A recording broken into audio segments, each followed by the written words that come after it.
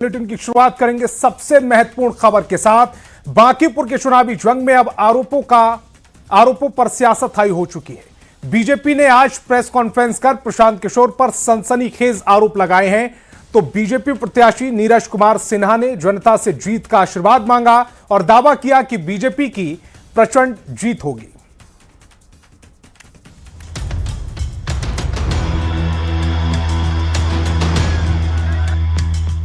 बांकीपुर उपचुनाव की जंग अब निर्णायक मोड़ पर पहुंच गई है। बीजेपी प्रत्याशी नीरज कुमार सिन्हा जमीन पर उतरकर जनता का आशीर्वाद मांग रहे हैं। डोर टू डोर जनसंपर्क अभियान चला रहे हैं।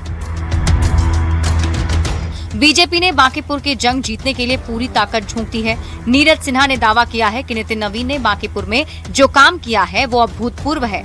जनता का भरोसा बीजेपी पर है। उन्होंने जो दायित्व मुझे दिया है, मैं उनके किए गए सभी कामों को और जो शुभारंभ उन्होंने जो काम और किया भी है, मैं उसको पूरी तरह से पूर्ण करूंगा। और जनता का जिस प्रकार से विश्वास माननीय राष्ट्रीय अध्यक्ष नितिन नवीन जी पर है, हमेशा रहेगा। मैं वो पूर्ण काम करूंगा और उनका जो भी कार्य बचा हुआ है उसको और विकास की राह पर लाऊंगा। बांकीपुर की जनता, उनका विश्वास हमेशा दिल में सभी के घर घर में है। एक तरफ बीजेपी जनसंपर्क अभियान में लगी है तो दूसरी तरफ प्रशांत किशोर के खिलाफ बीजेपी ने मोर्चा खोल दिया। बीजेपी ने एक प्रेस कॉन्फ्रेंस कर प्रशांत किशोर पर संगीन आरोप लगाए। बीजेपी ने कहा, प्रशांत किशोर पैसे के दम पर सोशल मीडिया के जरिए चुनाव लड़ रहे हैं। पीके ने पानी की तरह करोड़ों रुपए बहा दिए। सोशल मीडिया पर सीमा से ज्यादा खर्च किया जा रहा है। फर्जी कंपनी के जरिए सोशल मीडिया पर खेल खेला जा रहा है। बीजेपी ने प्रशांत किशोर को धोखेबाज बताया। जनता के बीच भ्रम फैलाने का आरोप भी लगाया। बीजेपी ने इसकी शिकायत निर्वाचन आयोग से भी की है।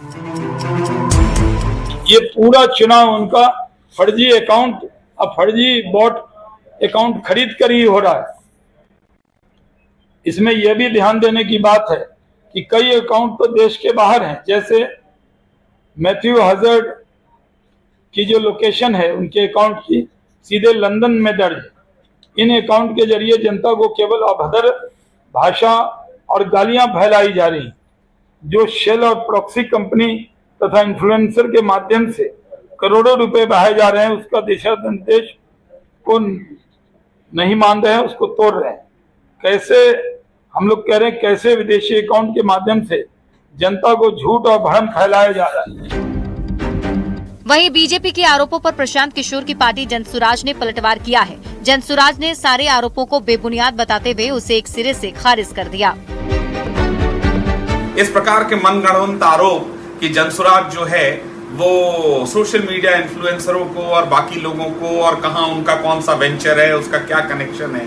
अरे भाई, आप चुनाव लड़िए और अगर आपको लगता है कि प्रशांत किशोर जी के शैक्षणिक योग्यता में, उनकी आर्थिक जो जानकारियां उन्होंने दी हैं या अन्य जो जिस प्रकार के जानकारियां आप लोग दे रहे हैं, तो विस्तृत जाकर चुनाव आयोग से इसकी शिकायत करें। चुनाव आयोग इसकी जांच करे।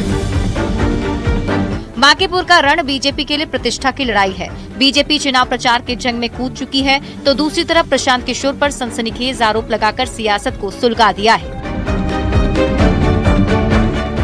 बांकीपुर के चुनावी रण में आरोप प्रत्यारोप का दौर जारी है। अब देखना होगा कि सियासी वार पलटवार के बीच बांकीपुर का धुरंधर कौन बनता है। न्यूज़ 18 के लिए पटना से आनंद अमृतराज के साथ शैलेंद्र कुमार की रिपोर्ट।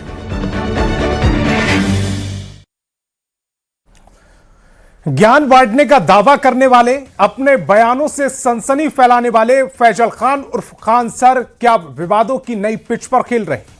जीजा वाले बयान से भड़का विवाद अब सिर्फ शब्दों की जंग नहीं रहा, बल्कि खान सर के पूरे साम्राज्य की बुनियाद पर सवाल खड़े हो रहे हैं। दिखाते हैं एक खास रिपोर्ट।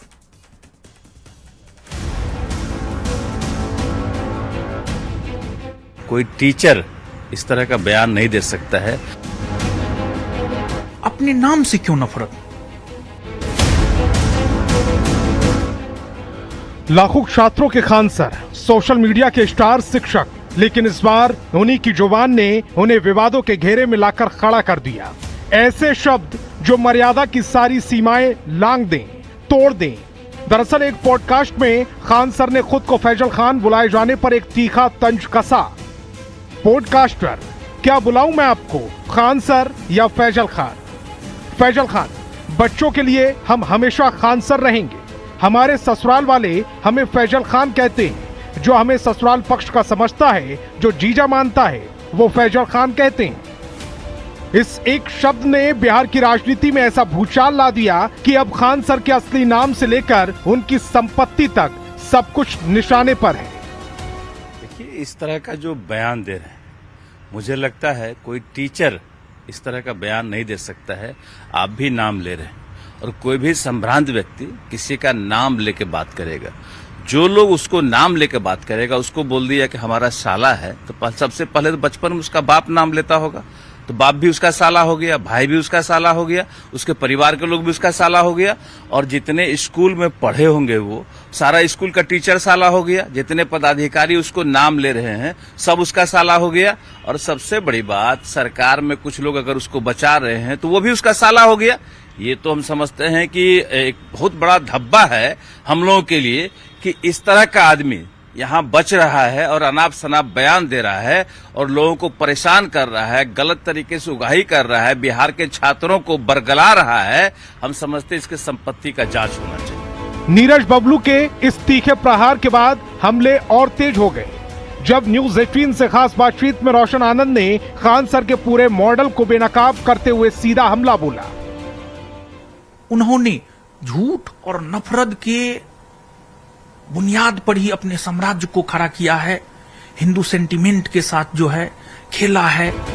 सवाल बड़ा भी है, गंभीर भी है कि क्या वाकई ज्ञान के नाम पर नफरत की दुकान चलाई जा रही है?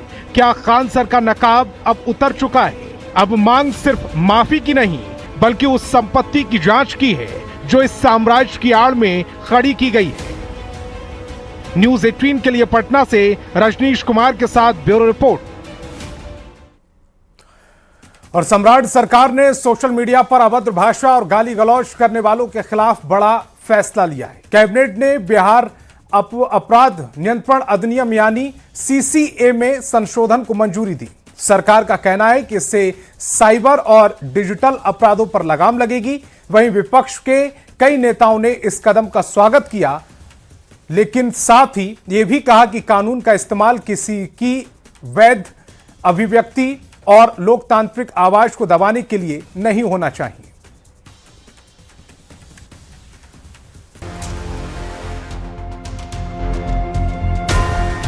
अब सोशल मीडिया पर पोस्ट जरा सोच समझकर कीजिएगा। हर बात लिखने और बोलने से पहले ज्यादा जिम्मेदारी का ध्यान रखिएगा, क्योंकि बिहार सरकार की नजर अब आपके हर पोस्ट पर होगी।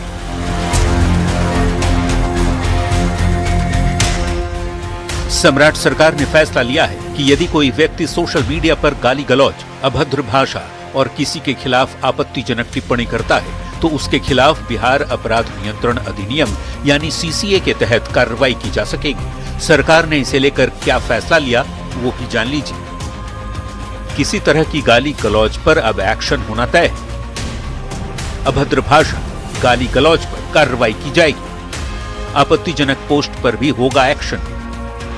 गुंडा एक्ट के तहत सरकार कार्रवाई करेगी। यदि दोषी पाए गए तो 6 महीने से 1 साल तक की जेल भी हो सकती है।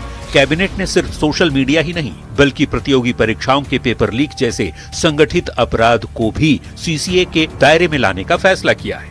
बिहार सरकार का कहना है कि बदलते दौर में साइबर अपराध और डिजिटल प्लेटफॉर्म के दुरुपयोग से निपटने के लिए कड़े कानूनी प्रावधान जरूरी हैं। सरकार के इस फैसले को कई राजनीतिक दलों के नेताओं ने सही कदम बताया है।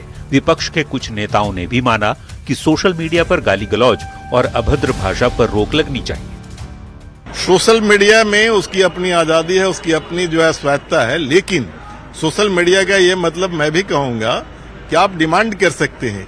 जो सरकार की नाकामियां है वो जरूर उठाना है, लेकिन उसके उठाने के साथ अगर कोई मां बहन लगा करके गाली देता है, ये आजादी नहीं होनी चाहिए।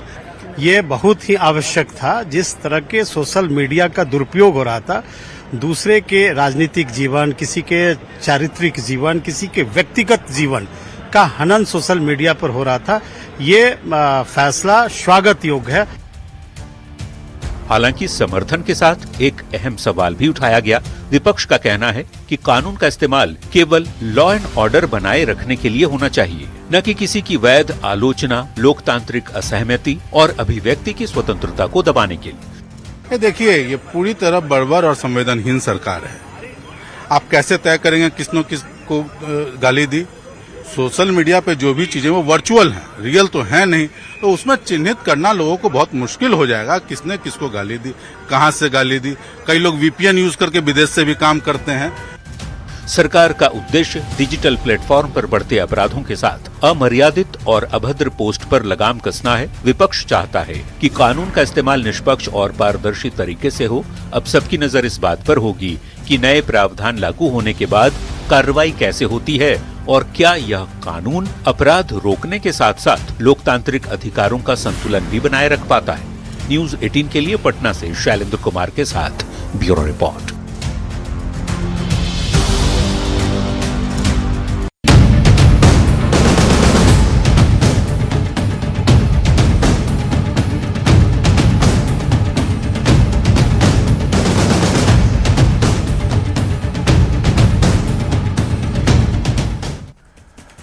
तो बिहार विधानसभा मंडल का जो मानसून सत्र है वो चल रहा है। दूसरे दिन सदन में काफी सकारात्मक कार्यवाही के साथ संपन्न हुआ। विधानसभा में बिहार के स्कूलों की हालत, शिक्षा और शिक्षकों के भी मुद्दों पर खूब सवाल उठे हैं।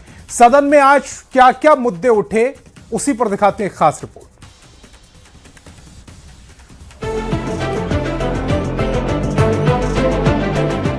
बिहार विधानमंडल के मानसून सत्र के दूसरे दिन विधानसभा में आशंका के उलट काफी सकारात्मक कार्यवाही रही। विधानसभा में बिहार के स्कूलों की हालत, शिक्षा और शिक्षकों जैसे मुद्दों पर गंभीर चर्चा हुई। जेडीयू विधायक श्याम रजक ने बाबा साहेब भीमराव अंबेडकर आवासीय विद्यालय में शिक्षकों की कमी का सवाल उठाया। उन्होंने बताया कि स्कूलों में 62% शिक्षकों की कमी है। मंत्री लखेंद्र कुमार रोशन ने जवाब देते हुए कहा कि बीपीएससी को शिक्षकों की बहाली के लिए अधियाचना भेजी गई है। बाबा साहब भीमराव अंबेडकर आवासीय विद्यालय की जो निर्माण हुआ था उस समय यही दृष्टि थी कि जो अर्थहीन बच्चे हैं उनको शिक्षा से जोड़ा जाए, लेकिन अभी तक 62% शिक्षक नहीं है। जब 62% शिक्षक नहीं है तो उन बच्चों के पढ़ाई का क्या होगा? और ये कह रहे हैं कि अधियाचना की जा रही है बीपीएससी को। अभी 40 हमारा आवासीय विद्यालय और निर्माण शुरू है, वहां भी हमको शिक्षक की बहाली करना है। इससे बीपीएससी की से अधियाचना की गई है। जो ही बीपीएससी बहाली करेगी हमारे शिक्षकों की संख्या बढ़ जाएगी। शिक्षा मंत्री मिथिलेश तिवारी ने भी सदन को भरोसा दिलाया कि इसी महीने टीआरई 4 बहाली को लेकर अधिसूचना भेज दी जाएगी। बिहार के 3 जिले ऐसे हैं जहां उस जिले के शिक्षक नहीं है और इस बार हम लोगों ने शिक्षकों को जिला कैडर घोषित किया है कि आगे आने वाले दिनों में शिक्षक अपना जिला परिवर्तित नहीं कर पाएंगे। इसको लेकर के सभी माननीय सदस्यों की जो समस्याएं हैं वो इस बार टीआरई 4 होते ही समाप्त हो जाएंगी। वहीं आरजेडी विधायक आलोक मेहता ने शिक्षकों के इस ड्रेस कोड का मुद्दा सदन में उठाया। मैं ये जानना चाहता हूं कि क्या किसी भी विद्यालय में शिक्षक परिधान जो फॉर्मल ड्रेस पहन के आते हैं, जो छात्र यदि हाथ उठा के पूछवा लिया जाए महोदय 100% ये जवाब आएगा कि कहीं नहीं आते हैं। तो ये जो विधि सम्मत कार्रवाई की बात कही गई है, सरकार क्या स्पष्ट कर सकती है कि क्या विधि सम्मत कार्रवाई हो सकती है और क्या अभी तक की गई? आलोक मेहता का जवाब देते हुए शिक्षा मंत्री ने भरोसा दिया कि अगर किसी शिक्षक के बारे में सरकार को शिकायत मिलती है तो 48 घंटे में कार्रवाई की जाएगी। हालांकि डिप्टी सीएम विजय चौधरी ने ये भी साफ किया कि शिक्षकों के लिए ड्रेस कोड का प्रावधान है, न कि यूनिफॉर्म का। उनका यूनिफॉर्म नहीं है, उनके लिए कोई प्रिस्क्राइब्ड कलर पैंट शर्ट इसका माने वो डिफाइंड नहीं है। उसमें सिर्फ है कि आप गरिमामय पोशाक पहन के शिक्षक को शिक्षक के आचरण के अनुरूप जाना चाहिए। शिक्षा पर सकारात्मक चर्चा के साथ ही सदन में 3 विधेयक ध्वनि मत से मंजूर किए गए। बिहार जुआ प्रतिषेध विधेयक 2026, बिहार माल एवं सेवा कर संशोधन विधेयक 2026 और बिहार कृषि भूमि गैर कृषि प्रयोजनों के लिए संपरिवर्तन निरसक विधेयक 2026। पटना से न्यूज 18 के लिए संवाददाता शैलेंद्र और अमित कुमार के साथ ब्यूरो रिपोर्ट। बिहार में शराबबंदी के बाद सूखे नशे का प्रचलन तेजी से बढ़ा है। साथ ही इसका कारोबार दिन दोगुनी रात चौगुनी की रफ्तार से फल फूल रहा है, जिसका मुद्दा आज विधानसभा में जोर शोर से उठा। आरजेडी एमएलसी अजय कुमार ने सूखे नशे से तबाह हो समाज को लेकर चिंता जताई, जिस पर जेडीयू एमएलसी ने सूखे नशे पर रोक के लिए सभी पंचायतों में टोल फ्री नंबर जारी करने और विभाग के स्तर पर मॉनिटरिंग की मांग की। आरजेडी एमएलसी सुनील सिंह ने भी कहा है कि शराबबंदी के बाद बिहार में सूखे नशे से समाज पर काफी बुरा असर पड़ रहा है। इसी दौरान सुनील सिंह ने मंदिर मठ में गांजा, चरस और चिलम की बात भी की, जिस पर मंत्री प्रमोद कुमार चंद्रवंशी ने टोका टोकी की। सरकार चाहेगी तो ये जो ड्रग कार्टेल है उसको सरकार कुछ ही दिनों में ध्वस्त कर सकती है। सरकार को इसको संज्ञान लेने की जरूरत है महोदय।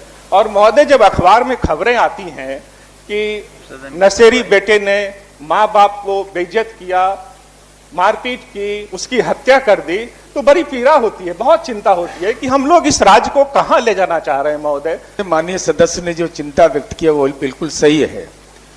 और अपराध का जब आप विश्लेषण करेंगे सभापति महोदय, तो 15 से 25 वर्ष का नौजवान सब अपराध कर रहा है और उसमें एक कारण सूखा नशा भी है। हम राज्य सरकार से आपके माध्यम से अनुरोध कर रहे हैं कि जो जैसे आप दूसरे विभाग का टोल फ्री नंबर जारी करते हैं, हर गांव में पंचायत प्रतिनिधि से लेकर सबको जिम्मेवारी तय की जाए कि भाई ऐसी कोई सूचना हो तो इस नंबर पर, और सरकार नियमित मॉनिटरिंग करे। सरकारी कार्यालय में वो टोल फ्री नंबर लिखा जाए, सारे जगहों पर लिखा जाए। आज बिहार की जो स्थिति है महोदय, नशाबंदी कानून के बाद, आज आप पूना, बेंगलोर, दिल्ली, पंजाब, उससे भी ज्यादा सर यह ड्रग का हब बन चुका है बिहार। और आज हमारे 15 से लेकर 25 वर्ष तक के उम्र के लड़के बुरी तरह शिकार हैं। कोई भी कॉलेज हो सर, कोई भी स्कूल है, उसके यहाँ आप औचक निरीक्षण करा दीजिए, उसके सामने पान दुकान के ऊपर में देखिए उसके आपको क्या भेटाता है। गांजा उंजा तो कोई सवाल नहीं है, जो वो तो जहां भी जाइए आपको चिलम, आपको ओपन मंदिर और आपको जितना भी मठ है वहां पर आपको धुआं उड़ता हुआ नजर आएगा। उस तो कोई मामला ही नहीं है। गांजा, हेरोइन भी कोई मामला नहीं है, चरस भी कोई मामला नहीं है। लेकिन जो ये दवा है, सबसे गंभीर दवा महोदय, इस पर रोकथाम लगना चाहिए। चाहे इसके लिए जितना कानून बनाने की जरूरत है। क्यों नाम लेते हैं महोदय? मिलता है मंदिर मठ में गांजा। अरे आप चलिए ना, आप कितनो झंडा लगा लीजिएगा, सारे मठ और मंदिर में आपको वहां पर लोग गांजा फूकता हुआ नजर, आप इसको नजरअंदाज नहीं कर सकते हैं। पूरा चंदा लूट के आप लोग चले गए घर, झूठ मूठ का भाषण दे रहे हैं, क्या बात करते हैं। और स्वास्थ्य मंत्री निशांत कुमार ने सदन में 2 प्रस्ताव पेश किए, दोनों को मंजूरी मिल गई। निशांत कुमार ने कहा कि अब दूसरे राज्य के डॉक्टर भी बिहार में प्रैक्टिस कर सकते हैं। बिहार में प्रैक्टिस के लिए अलग से रजिस्ट्रेशन की जरूरत नहीं होगी, पहले से दूसरे राज्य का रजिस्ट्रेशन ही मान्य होगा। डॉक्टर को स्वप्रमाणित पत्र सिर्फ देना होगा। आज मैंने दोनों विधेयक भी पेश किया, इसको स्वीकृति हुई। दोनों लगभग एक ही मिलता जुलता विधेयक था। एक नर्सिंग डॉक्टर चिकित्सक से रिलेटेड है।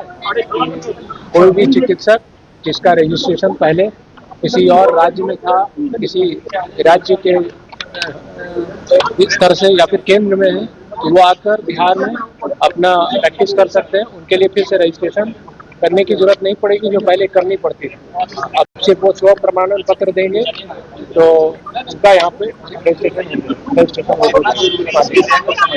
जी हाँ, इससे चिकित्सकों की वृद्धि होगी, हमारे बेहतर चिकित्सा सेवा और हम दे पाएंगे। तो राज्यसभा सांसद बनने के बाद नीतीश कुमार पहली बार सदन की कार्यवाही में हिस्सा लेने पहुंचे। उनके साथ जेडीयू के राष्ट्रीय कार्यकारी अध्यक्ष और राज्यसभा सांसद संजय झा भी मौजूद रहे। नीतीश कुमार ने राज्यसभा के सभापति और उप राष्ट्रपति सीपी राधाकृष्णन से मुलाकात भी की। सीएम नीतीश ने इसको लेकर सोशल मीडिया एक्स पर पोस्ट भी किया है।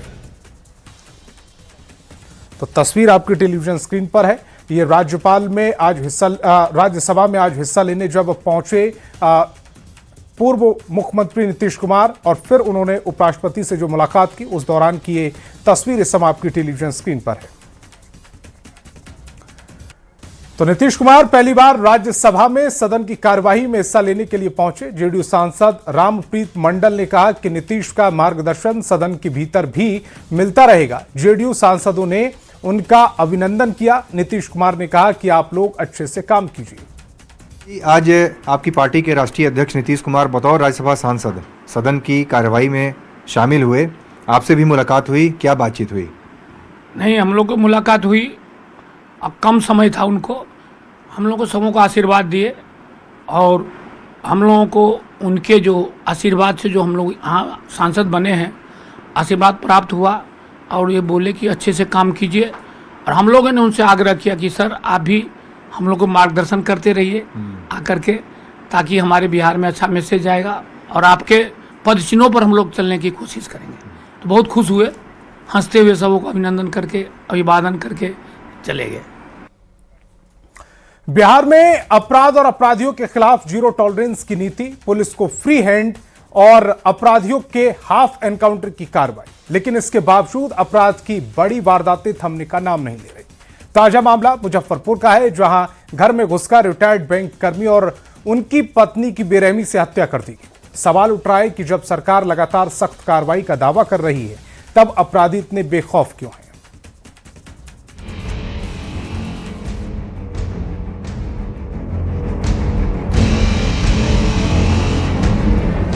मुजफ्फरपुर के मिठनपुरा थाना क्षेत्र के रामबाग मोहल्ले में डबल मर्डर की वारदात ने पूरे शहर को दहला दिया। अपराधियों ने रिटायर्ड बैंक कर्मी अशोक कुंवर और उनकी पत्नी नीलम कुंवर की उनके ही घर में घुसकर हत्या कर दी। ग्राउंड फ्लोर पर अशोक कुंवर पर चाकू से ताबड़तोड़ हमला किया गया, जबकि उनकी पत्नी का शव घर की छत पर मिला। शुरुआती जांच के मुताबिक उनका गला घोटा गया, पैर रस्सी से बांधे गए थे और मुंह पर टेप चिपका मिला था। पुलिस को सीसीटीवी में 2 संदिग्ध भी दिखाई दे रहे हैं, जिनकी पहचान जारी है। फिलहाल पुलिस हत्या के पीछे लूट, संपत्ति विवाद और आपसी रंजिश समेत कई पहलुओं पर जांच में जुटी है।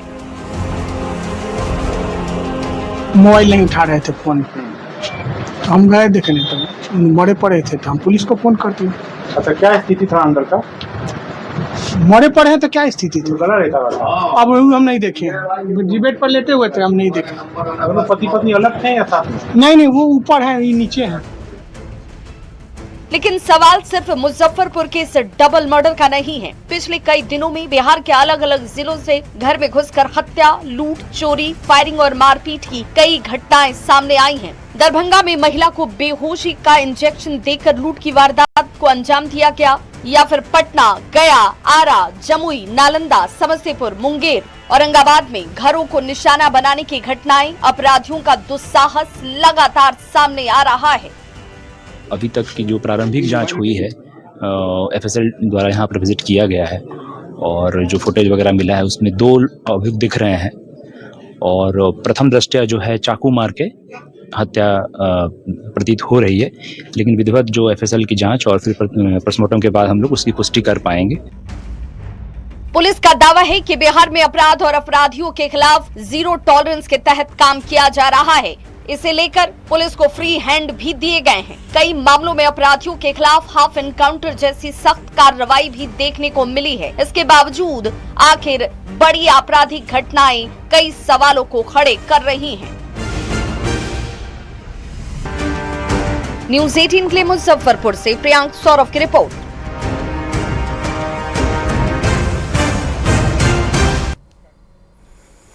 देश की सुरक्षा का जिम्मा संभालने वाले जवान अगर खुद ही असुरक्षित हालात में रहने को मजबूर हो तो सवाल उठना लाजमी है। मालदा डिवीजन का सबसे ज्यादा राजस्व देने वाला भागलपुर रेलवे स्टेशन, लेकिन इसी स्टेशन के जीआरपी जवानों की बैरक की तस्वीरें सिस्टम की संवेदनहीनता की कहानी बयां कर रही।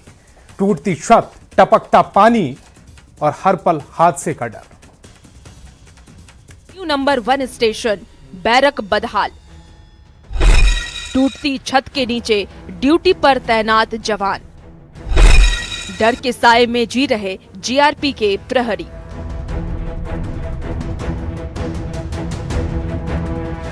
ये कोई जर्जर खंडर नहीं, ये भागलपुर रेलवे स्टेशन के जीआरपी जवानों की बैरक है। वही जवान जो दिन रात आपकी और हमारी सुरक्षा के लिए प्लेटफॉर्म पर तैनात रहते हैं, लेकिन ड्यूटी खत्म होने के बाद उन्हें सुकून नहीं बल्कि डर के बीच रात गुजारनी पड़ती है।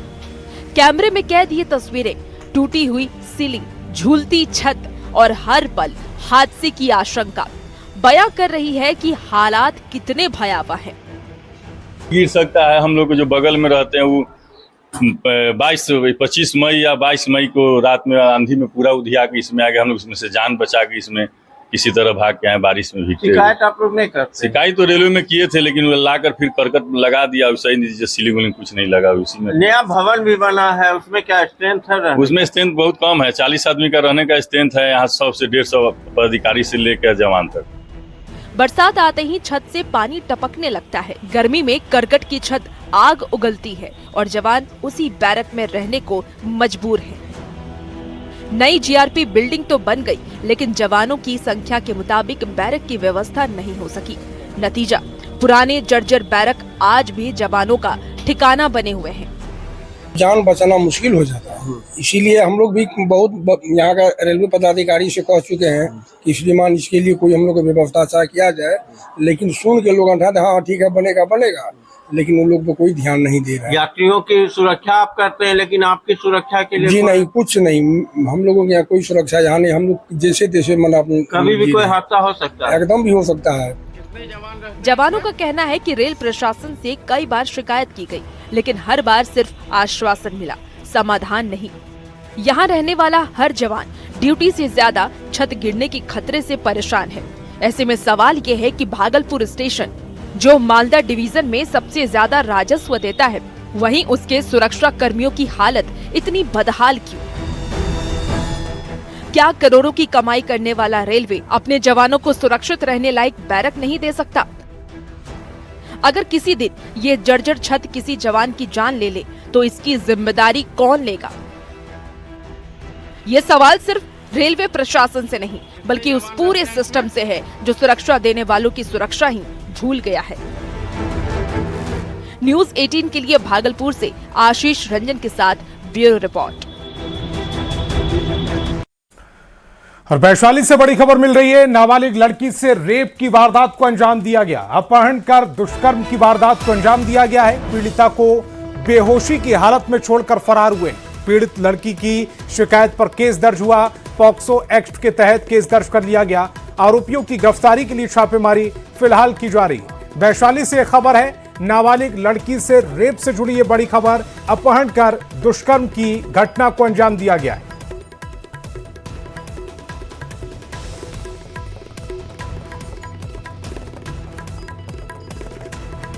14 साल के बच्चे के साथ दुष्कर्म करने का मामला आया है। घटना 18 तारीख की बताई जा रही है और बच्चे के द्वारा ये बताया जा रहा है कि जब वो पढ़ने जा रही थी तो रास्ते में उसके एक जान पहचान का आदमी मोटरसाइकिल पर उसको लेके गया है, उसके साथ गलत काम किया है। प्राथमिकी में एक ज्ञात और एक अज्ञात को अभियुक्त बनाया गया है। और खबर वैशाली से, जहां विदुपुर थाना क्षेत्र के जमींदारी घाट गांव में भैंस चोरी के शक में ग्रामीणों ने एक युवक को पकड़ लिया और उसके हाथ पैर रस्सी से बांधकर सरेआम उसकी बेरहमी से पिटाई कर दी।